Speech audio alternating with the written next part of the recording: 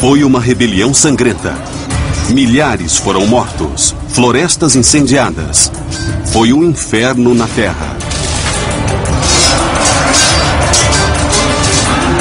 Os rebeldes eram um povo etnicamente misto conhecido como gauleses. Seu chefe foi o primeiro general a unir as diversas tribos, Vercingetorix.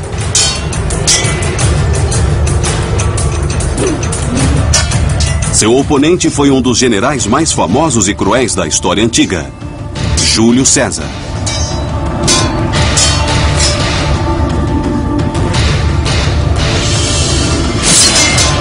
Durante 100 anos, os romanos oprimiram brutalmente os gauleses. Agora chegara a hora da vingança. Está armado o palco para um dos maiores confrontos militares da história. Uma batalha de inovações tecnológicas que testou a astúcia e a engenhosidade de dois generais. Moldou a face da Europa para os séculos vindouros e garantiu o futuro de um império.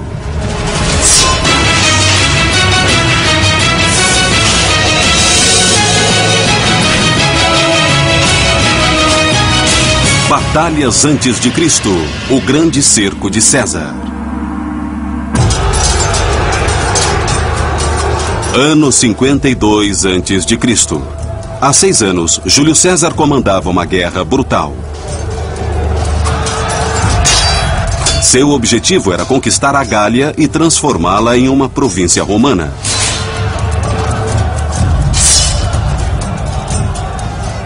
Quando César conseguiu dominar a Gália em 58 a.C., a República Romana já havia se expandido até o norte da África. Grécia, Sicília, Córcega, Sidônia e Espanha. Mas Roma nunca conseguiu subjugar inteiramente a região ao norte, Gália. Eles sempre hesitaram um pouco em fazer a expansão ao norte, porque os gauleses e os romanos tinham uma longa história, uma história de 300 anos de massacre mútuo e antagonismo. Eu quero dizer, os povos do norte, quando saíam em incursões, eram, povos muito brutais. Eles saquearam Roma. No 3º século antes de Cristo, havia muito sangue derramado. Mas a República Romana se fortalecia dia a dia. Liderando mais de 50 mil soldados romanos, Júlio César abriu caminho pela Gália com incrível crueldade. Júlio César foi enviado à Gália pelo Senado romano como procônsul, isto é, para conquistar a área e transformá-la em província de Roma.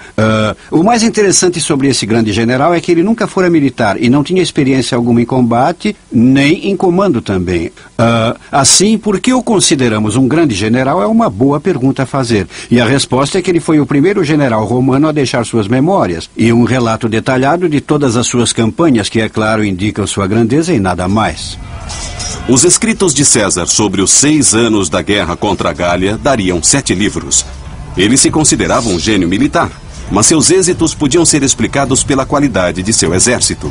Na época das batalhas na Gália, o exército romano era quase totalmente profissional. Antes de 100 a.C., sempre houvera um exército temporário, então era preciso convocar novos soldados a cada ano, treiná-los e colocá-los sob controle dos generais políticos, e isso criava problemas. Mas as reformas militares instituídas 50 anos antes de César chegar ao poder criaram um exército disciplinado e profissional. Então podia haver um amador comandando tudo, mas havia 10 legiões de soldados profissionais. Esse é um ponto que explica o sucesso de César. O outro ponto, eu acho, é que sempre se pode ser um bom general se não lutar contra ninguém. No caso, os exércitos da Gália não eram realmente exércitos importantes. A Gália não era uma nação unificada com um exército nacional. Havia um conjunto de exércitos tribais que não tinham disciplina nem coesão. O problema fundamental na Gália é que ela era essencialmente uma área de 15 ou 20 milhões de pessoas, de muitos grupos étnicos. Eles lutaram contra os outros por gerações e nunca desenvolveram uma capacidade militar sofisticada. Porém, a conquista da Gália foi mais difícil do que César previra. Não era possível derrotar só um exército, vencer uma batalha e conquistar a Gália. Era preciso vencer muitos pequenos exércitos. César enfrentava cada novo exército gaulês com crueldade crescente. César comandou alguns massacres horrendos, típicos da brutalidade romana, para deixar claro que era ou a amizade romana ou o terror romano.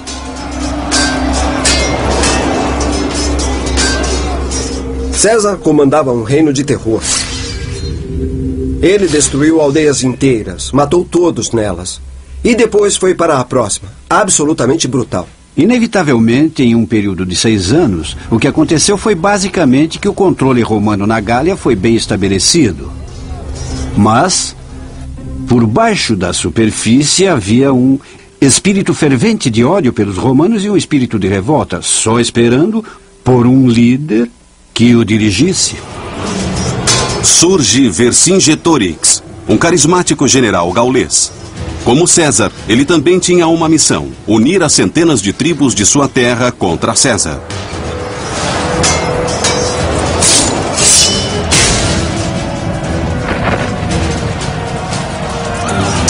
Vercingetorix era um adversário valoroso para César. Quando jovem, ele treinara e lutara ao lado das legiões romanas. Vercingetorix foi de fato um cavaleiro do exército de César antes das guerras gálicas. Ele sabia como o exército romano funcionava, conhecia sua força, conhecia as fraquezas. Ele era a pessoa certa, na hora certa, para enfrentar César. Vercingetorix teve a ideia de que talvez essa fosse a hora certa para os gauleses finalmente se unirem. Não esta ou aquela tribo, mas todos. E se ele pudesse provocar uma fagulha, e então um ataque aos romanos tivesse êxito, o que poderia acontecer é que, nesse momento, todas as principais tribos da Gália se reunissem e resistissem ao domínio romano, derrotando César e expulsando os romanos. Era isso que ele tinha em mente. Seu plano de provocar César deu certo.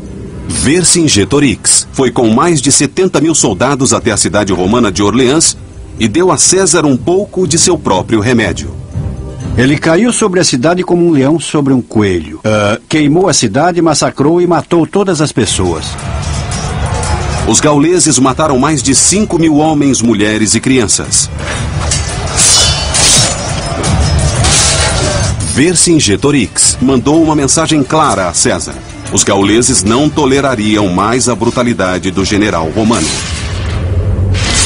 Esse foi o estopim da revolta. Isso foi um acontecimento simbólico que instigou todos os gauleses contra Roma. Foi isso que ele tentou fazer. Teve um pensamento estratégico muito bom e funcionou. Não havia mais volta para Vercingetorix.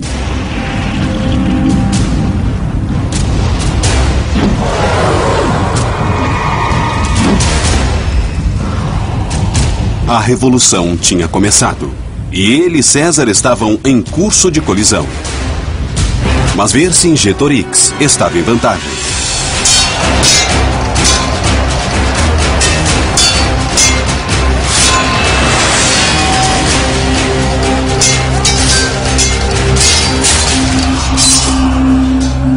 Logo ele conseguiu mais vitórias. Ele tinha um grande exército às suas ordens e sabia usá-lo. De repente ele ficou incontrolável. Apesar de estar em vantagem, Vercingetorix sabia que seu exército era grande, mas desorganizado. Perderia uma batalha direta contra o exército profissional e bem treinado de César. Assim, sua estratégia foi atingir as forças de César em pequenos combates ao estilo de guerrilha, até infligir tantos danos que os romanos foram obrigados a se retirar para a Itália. Vercingetorix tinha uma política de ficar atacando os romanos, cortar seu acesso à comida e, de modo geral, dar dor de cabeça a César. Para manter os soldados romanos desequilibrados, Vercingetorix fez algo que reverberou por toda a história militar. Ele convenceu os gauleses a incendiar suas cidades, colheitas e campos. Essa estratégia é conhecida agora como Terra Seca. Queimar tudo. Queimar cidades, queimar as aldeias, os campos, tudo. Em outras palavras, não deixar nada com que o exército romano pudesse sobreviver. Em agosto de 52 a.C., depois de aplicar sua política da terra seca, Vercingetorix liderou uma pequena força de gauleses contra os romanos perto da atual Dijon. A arma favorita dos gauleses era a espada de folha larga. Essas lâminas pesadas feitas de ferro esmagavam com força brutal. Os soldados romanos usavam o gládio. Com 60 centímetros de comprimento e 6 centímetros de largura, o gládio era feito de aço afiado e era usado para esfaquear.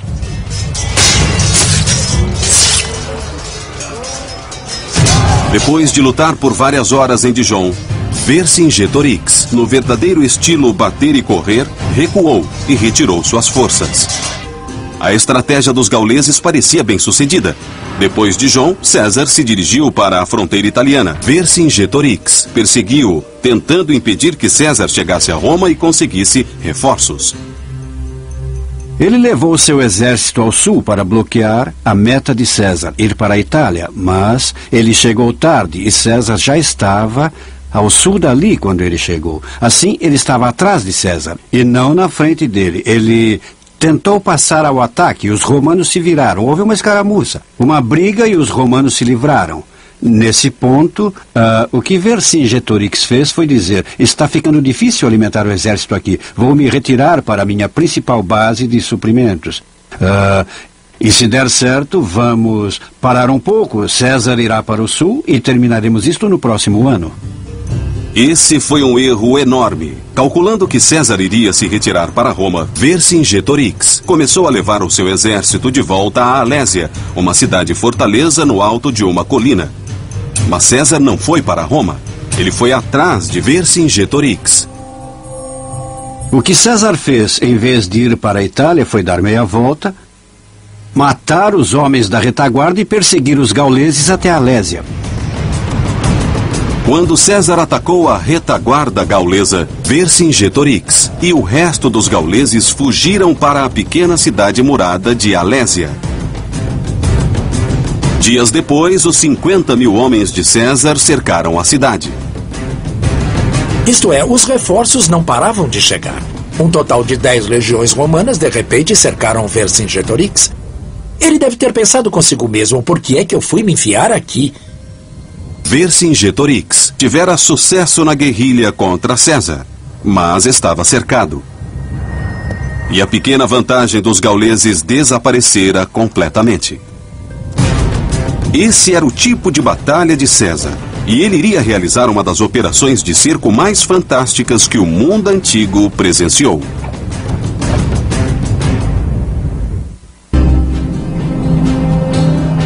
Em 52 a.C., cidade de Alésia.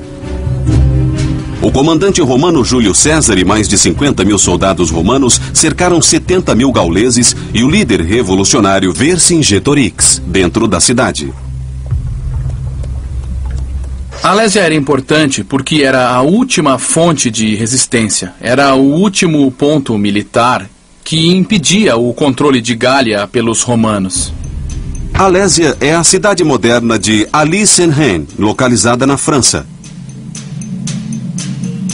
A cidade tinha 8 quilômetros de diâmetro e era rodeada por uma pequena muralha com 2 metros de altura. Habitada por 10.000 homens, mulheres e crianças, Alésia ficava em uma colina, 450 metros acima de um vale, por onde passavam 2 pequenos rios.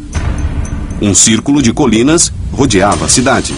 Ela era bem protegida e dava aos gauleses uma forte posição defensiva. Mesmo assim, César decidiu sitiar Alésia em uma campanha militar ímpar na história. A forma de cerco criada por César foi muito engenhosa e eu não posso achar ninguém, nem nenhuma fonte que diga que as técnicas de cerco que ele usou foram usadas antes. O exército de César possuía a tecnologia de cerco mais sofisticada da época. Estavam equipados com uma catapulta chamada de onagro, conhecida por ter um forte coice e capacidade de lançar um projétil de 45 quilos a 350 metros. Os romanos também usavam o balista, que em latim significa lançador de pedras. O balista lançava projéteis a quase 90 metros. Cada legião romana estava equipada com 30 deles. Mas sitiar significa mais do que só atacar com armas de alta tecnologia. César sabia que o movimento tático correto em Alésia não era um ataque total. Em vez disso, César acreditava que para vencer a batalha não devia tentar expulsar os gauleses, mas matá-los de fome. César decidiu construir uma muralha de 16 quilômetros ao redor de Alésia para aprisionar os gauleses dentro de sua própria cidade. O que Vercingetorix pensava ser um porto seguro, revelou-se uma armadilha mortal. Primeiro, os soldados de César cavaram uma trincheira com 6 metros de profundidade e 6 metros de largura. A seguir, cavaram outra trincheira com 5 metros de largura e 3 de profundidade, que podia ser inundada. Depois, cavaram outra trincheira seca. Por fim, começaram a trabalhar em uma muralha com 3 metros de altura, completa, com torres de vigia a cada 70 metros. Chamaram isso de circunvalação. Colocaram uma muralha ao redor da cidade. Essencialmente, colocaram muitos milhares de pessoas na prisão. O propósito disso era, é claro, garantir que ninguém na cidade pudesse sair. Eles podiam sair de sua própria muralha, mas só para ficar presos entre a muralha romana de madeira e a sua muralha. Era a primeira barreira. Essa não foi a primeira vez que César demonstrou dominar a tecnologia. 3 anos antes, em 55 a.C., 400 mil alemães procuravam novas terras e cruzaram o Reno para se fixar na Gália. César imediatamente enviou uma mensagem brutal e mandou 50 mil soldados com ordens de massacrar os alemães. O que ele fez a seguir foi horrível e tecnologicamente avançado. César iniciou a proeza de engenharia que ele acabaria fazendo em Alésia. Ele construiu uma ponte suspensa com 120 metros de comprimento e 12 metros de largura sobre o rio Reno para poder expulsá-los para a Alemanha e depois persegui-los. Depois de cruzar o rio, César arrasou os campos sem piedade. 430 mil pessoas, homens, mulheres e crianças, sem sobreviventes. No ato deliberadamente calculado de ataque político pensado para mandar uma mensagem clara para os outros povos. Apesar da brutalidade, a travessia do Reno foi um admirável avanço da engenharia do mundo antigo. Ele construiu a ponte em 10 dias. Foi incrível. Ele construiu com pilares, vigas e cabos. E o motivo de construir foi dizer aos alemães: vejam, o Reno não é uma barreira. Podemos pegá-los no momento que quisermos. Depois do massacre, César voltou à Gália e destruiu a ponte. Em Alésia, César usou a superioridade tecnológica romana para prender os gauleses dentro da cidade. O general gaulês Vercingetorix observava enquanto a muralha era construída. A muralha de 3 metros foi construída parcialmente com a terra tirada das trincheiras. Ela era encimada por proteção de madeira e torres se erguiam a cada 70 metros. No alto de tudo isso, colocaram pontas afiadas, que era uma versão antiga do arame farpado para o caso de alguém tentar escalar esse muro. E, exceto por algumas áreas que tinham barreiras naturais, essa muralha rodeava completamente a cidade. Foi uma corrida contra o tempo. Quando César terminasse a muralha com quase 16 quilômetros de circunferência, ela seria impenetrável, prendendo toda a população da cidade de Alésia. Cerca de 10 mil homens, mulheres e crianças, além dos 70 mil soldados do exército gaulês. Vercingetorix tinha um pouco de carne e milho guardados em Alésia, mas isso não duraria muito. Os homens de César podiam entrar para roubar ou então comprar suprimentos, mas era mais fácil dizer do que fazer. Não esqueça, Vercingetorix tinha queimado quase tudo durante a campanha da Terra Seca. Vercingetorix sabia que o vencedor da batalha seria quem escapasse da fome. Então ele decidiu que sua única saída era tentar impedir a construção da muralha e não deixar que os romanos conseguissem alimentos.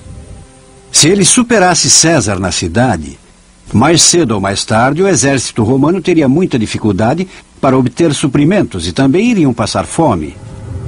O que ele tinha de fazer era continuar atacando o exército romano para impedir que armazenasse alimentos. Vercingetorix recorreu à sua antiga tática: atacar e fugir. Ele enviou seus soldados para atacar os construtores e os coletores de alimentos.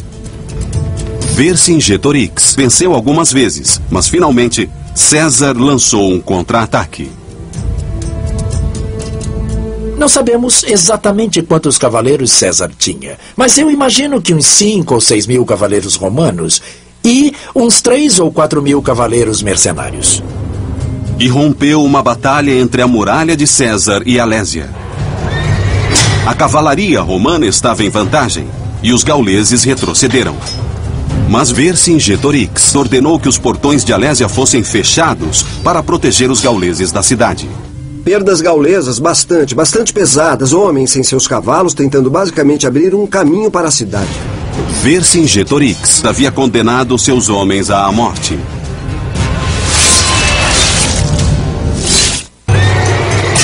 Em 52 a.C., o cerco de Alésia causou o primeiro derramamento de sangue. Uma luta de cavalaria foi mortal para os gauleses. Apesar de ganhar essa pequena luta, César decidiu aumentar as obras de construção do sítio e ordenou que mais trincheiras fossem cavadas, dispositivos antipessoais instalados e armadilhas mortais construídas. Armadilhas com pontas de madeira afiadas foram colocadas no fundo das trincheiras. Farpas de ferro foram espalhadas diante das muralhas para furar os pés dos soldados e as patas dos cavalos. Havia fossos inundados, árvores derrubadas para criar obstáculos, e cobrindo tudo isso havia todas as armas de mão que eles tinham. Havia flechas, havia atiradeiras, projéteis, e eles podiam literalmente atear fogo em toda uma zona de impacto. Depois de apenas 5 semanas, a muralha de 16 quilômetros equipada com armadilhas, obstáculos e armas estava quase completa. O general gaulês Vercingetorix foi forçado a uma manobra corajosa. Ele enviou os 15 mil homens de sua cavalaria para percorrer a Gália e recrutar reforços com as outras tribos gaulesas. Embora pareça um bom movimento, pense um pouco sobre isso. Ele havia tido muito sucesso provocando César, atacando-o, não o deixando ir a nenhum lugar, não o deixando coletar alimentos. Mas ele desistiu disso tudo e disse, sem trocadilho, mandem a cavalaria.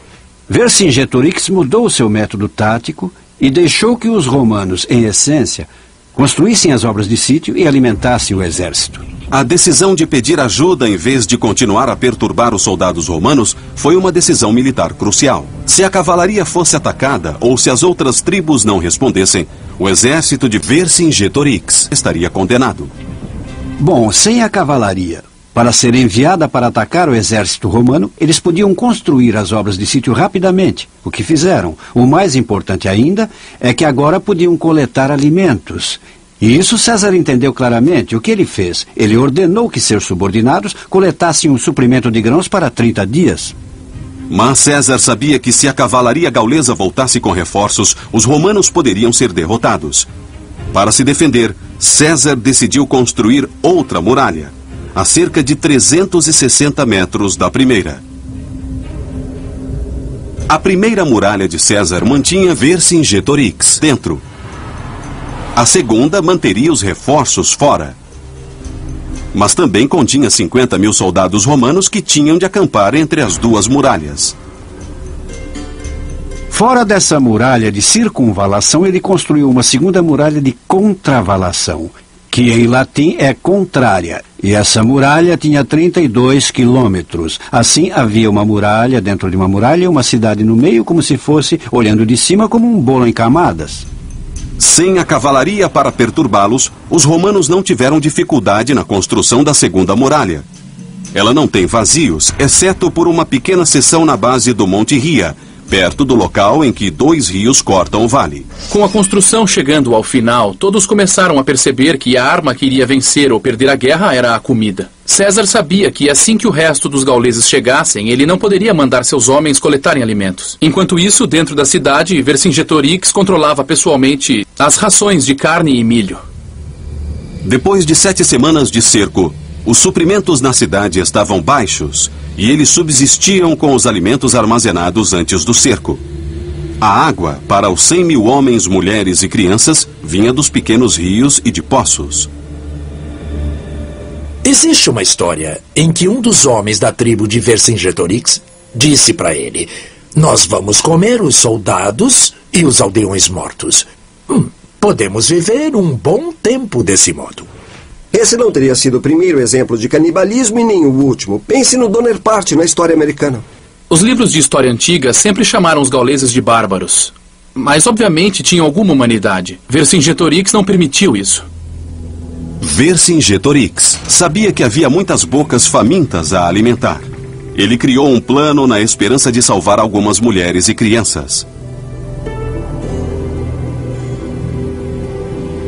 O que ele fez foi mandá-las para fora, para a muralha romana, dizendo essencialmente: olhe, deixe essas pessoas irem, será melhor, ou então tome-as como escravas. César rejeitou a oferta. Seus homens estavam à beira da fome, porque a terra ao redor de Alésia havia sido queimada por Vercingetorix. Ele não teve compaixão pelas mulheres e crianças gaulesas que tiveram de voltar à Alésia.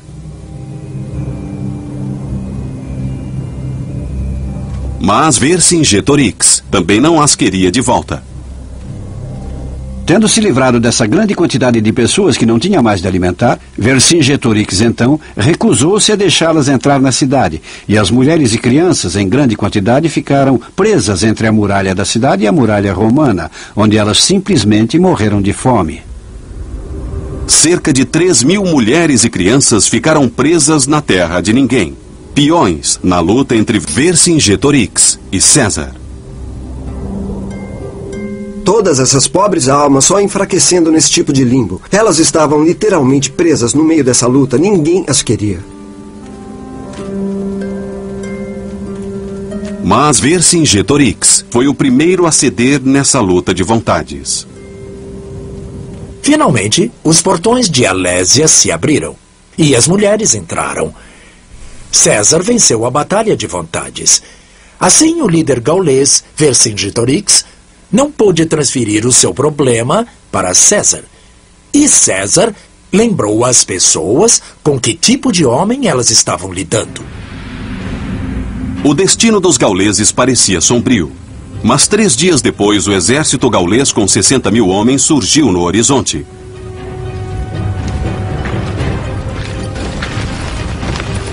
Eles eram liderados por Comminus, um velho conhecido de César.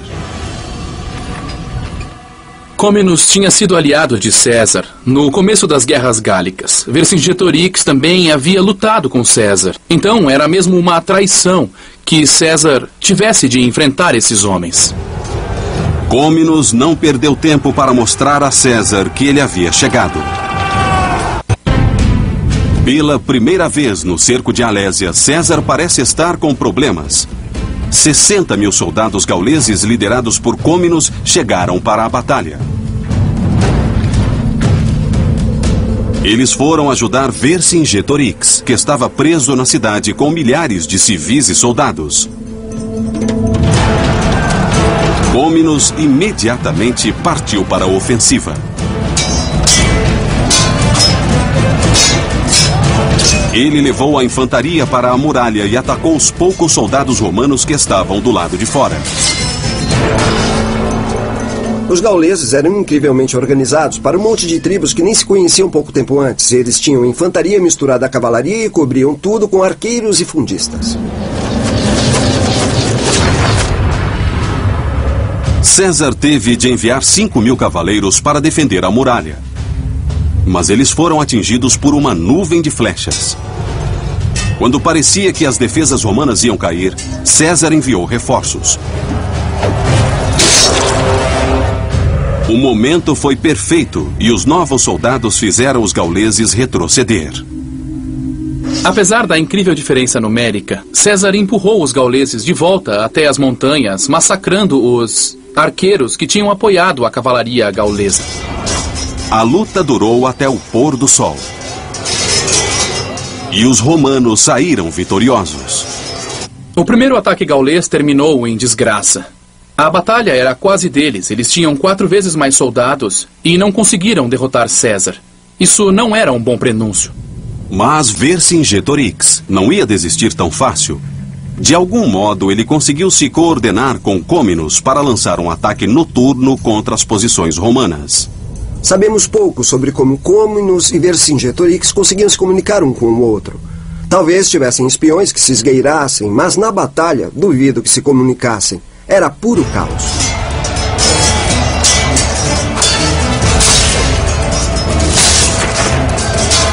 Vercingetorix liderou uma força na tentativa de romper a muralha interna.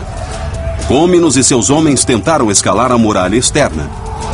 Uma terceira força gaulesa, também no exterior, tentou romper a muralha externa do outro lado da cidade.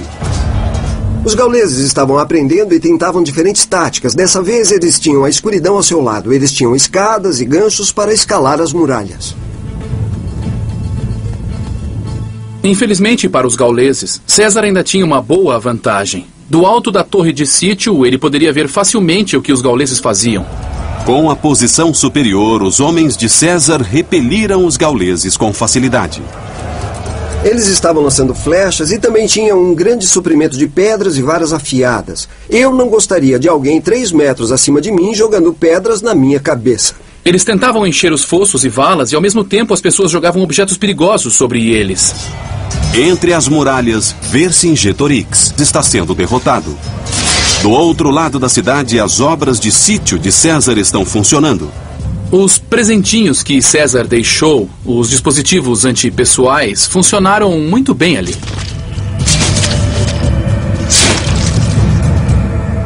Os homens não podiam dar um passo sem cair 3 metros sobre uma ponta ou prender a perna em um gancho. O sítio bem planejado da cidade estava derrotando os gauleses. Cômenos estava apanhando no exterior. Vercingetorix estava apanhando no interior. Os dispositivos antipessoais matavam os gauleses à torta e à direito. E todos recebiam uma chuva constante dos romanos que jogavam lanças e flechas sobre os soldados gauleses. Ao amanhecer, todas as forças gaulesas, dentro e fora das muralhas, foram obrigadas a retroceder. Mais uma vez, César venceu. Isso estava deixando Cômenos e Vercingetorix loucos. Eles tinham 3 vezes mais homens, mas gastavam a maior parte do tempo tentando cruzar os fossos e sendo mortos pelos romanos. César era como um mestre no jogo de xadrez. Ao aprisionar a Lésia e depois construir a segunda muralha para repelir os reforços gauleses, ele neutralizou a vantagem numérica que os gauleses tinham. Incrivelmente genial. 5 dias se passaram. A fome estava derrotando os gauleses. Desesperados, eles tentavam descobrir como vencer os romanos. Tinham sido derrotados 2 vezes, mas tinham de fazer algo. As pessoas no interior estavam além da falta de comida. Finalmente, os gauleses descobriram o ponto fraco na muralha romana perto do Monte Ria. Por causa do rio Oze, César não fechou completamente a muralha externa. Cômenos pretendia usar essa passagem. O que eles fizeram foi se esgueirar na escuridão da noite para esse ponto fraco entre 2 colinas e se esconderem nos bosques. No dia seguinte, ao meio-dia, eles atacaram. Os homens de Cômenos passaram pela abertura da muralha e arrasaram a infantaria romana.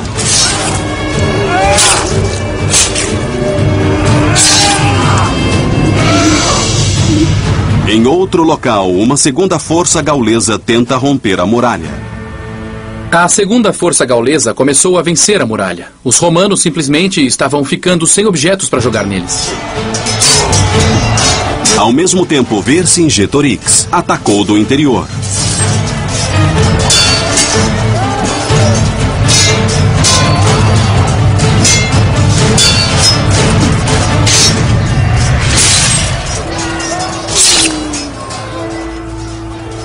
César, em sua torre de sítio, observou esse prolongado ataque triplo dos gauleses. Os historiadores debatem se César era mesmo um grande estrategista. Mas o que ele fez nessa batalha final foi como reger uma grande orquestra.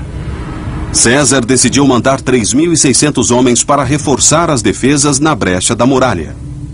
Ele ordenou que reforços da cavalaria dessem a volta para o lado noroeste para proteger o ponto fraco, mas ao mesmo tempo, os gauleses enviaram mais de 20.000 homens para a falha na muralha. Mas veja bem, 20.000 homens não vão ajudar muito quando eles têm de passar por um espaço bastante apertado entre dois rios, enquanto são atacados dos dois lados por legionários e tem pela frente um fosso e uma muralha. César observou os gauleses mudarem de tática. Se não podiam atravessar a muralha, iriam derrubá-la. Nessa hora, estavam na muralha. Estavam arrebentando a muralha com ganchos especiais, feitos de ferro e projetados para rasgar as muralhas de cidades sitiadas. Tudo acontece ao contrário por causa das muralhas de César. Geralmente é a força conquistadora que usa os ganchos de muralha, não os defensores. A batalha é feroz em todas as frentes.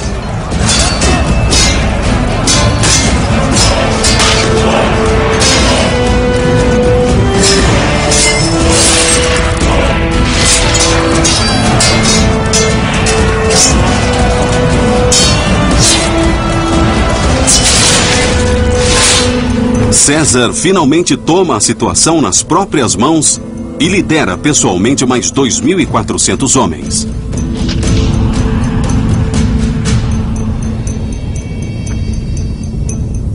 Ele assumiu o comando de 4 coortes de infantaria na luta e colocou seu famoso manto vermelho. Ele sempre achou importante que os soldados vissem seu comandante nas batalhas e liderou essas 4 coortes para o meio da luta. A linha romana estava prestes a romper, quando César chegou no último minuto com os reforços.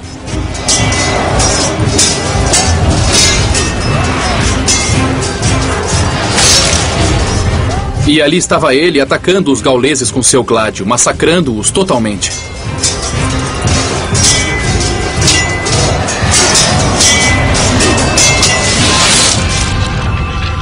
Existe uma grande diferença entre um comandante dizer "ataquem" e outro dizer "sigam-me, rapazes".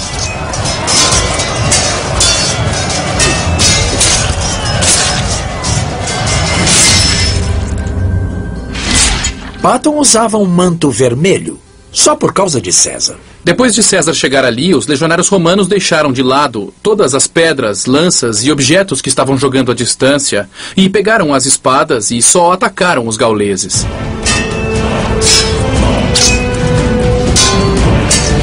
César tinha uma vantagem e decidiu aproveitá-la.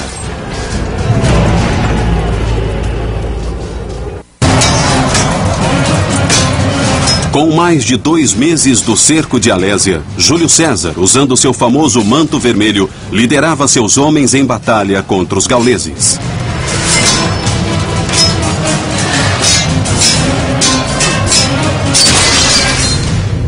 Os textos dizem que o que acontecia era que a linha romana estava prestes a romper, quando César chegou no último minuto acompanhado por 4 coortes de reforços e, ao mesmo tempo, aumentou o moral romano porque eles viram o comandante lutando com eles, lutando com o manto vermelho.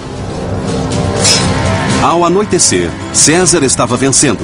Ele perseguiu os gauleses até o acampamento e abateu-os como animais.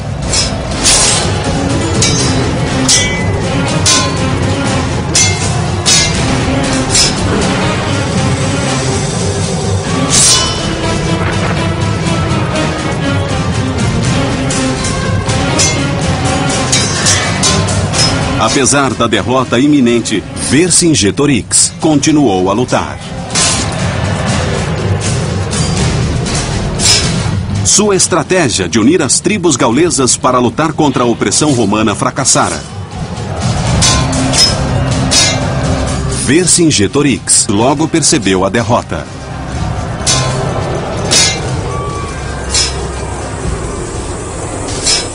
Então, enviou uma mensagem desesperada às outras tribos da coalizão. E depois de 1 ou 2 dias, uma a uma, como tinham feito tantas vezes no passado, elas começaram a voltar para seus territórios tribais. Até mesmo Vercingetorix entendeu que o jogo havia acabado. E foi ele quem tomou a iniciativa de abrir as negociações com os romanos. César era famoso por massacrar tribos inteiras.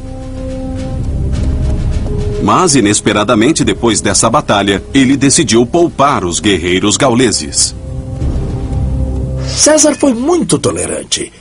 Muito fora do comum para um homem que era famoso por aniquilar tribos inteiras. Talvez ele sentisse que, para manter os rebeldes calmos, teria de mudar de tática. Não sei, talvez ele até tivesse um novo respeito pelo modo como lutaram as batalhas. Mas é claro, Vercingetorix tinha começado isso. Ele tinha que se tornar um exemplo. 2 de outubro de 52 a.C. Depois de quase 2 meses de luta, Vercingetorix finalmente se rendeu. Vercingetorix pôs sua melhor armadura, passou pelo portão e foi direto a César. E aos milhares de romanos atrás dele. Dá para imaginar a cena. Ali estava o homem que ousara desafiar César, ficando face a face com ele.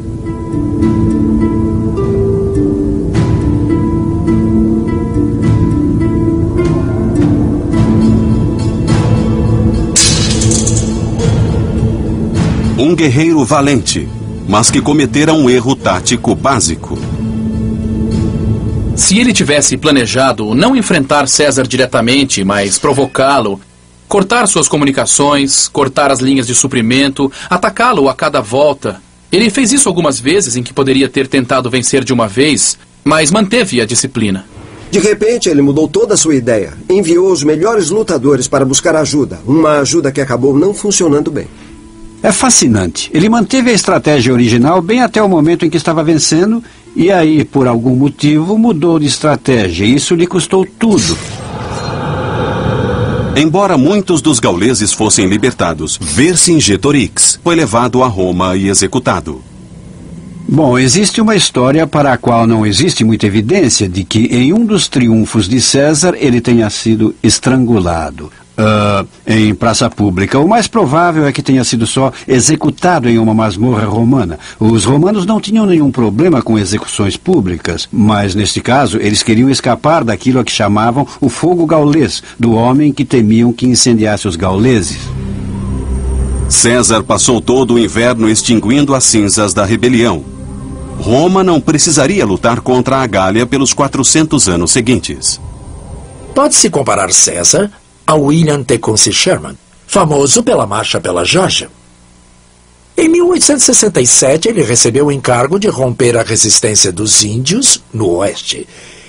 Ele usou as mesmas táticas: terra seca, massacre, remoção, fome, contra as tribos de índios americanos que César usou contra os gauleses, com o mesmo resultado.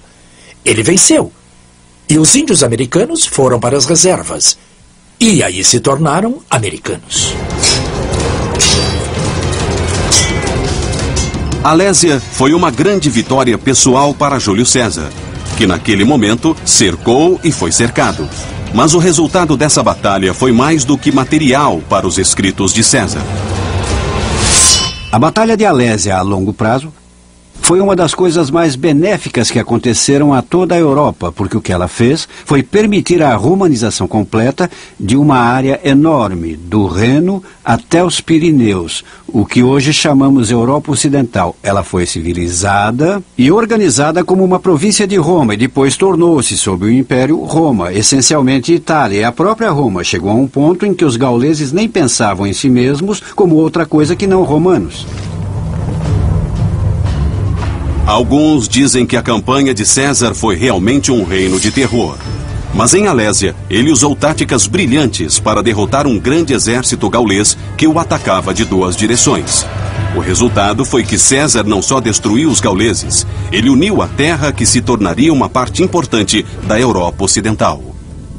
E tudo isso foi possível, essencialmente, pelo gênio de Júlio César e pela derrota de Vercingetorix na batalha e no cerco de Alésia.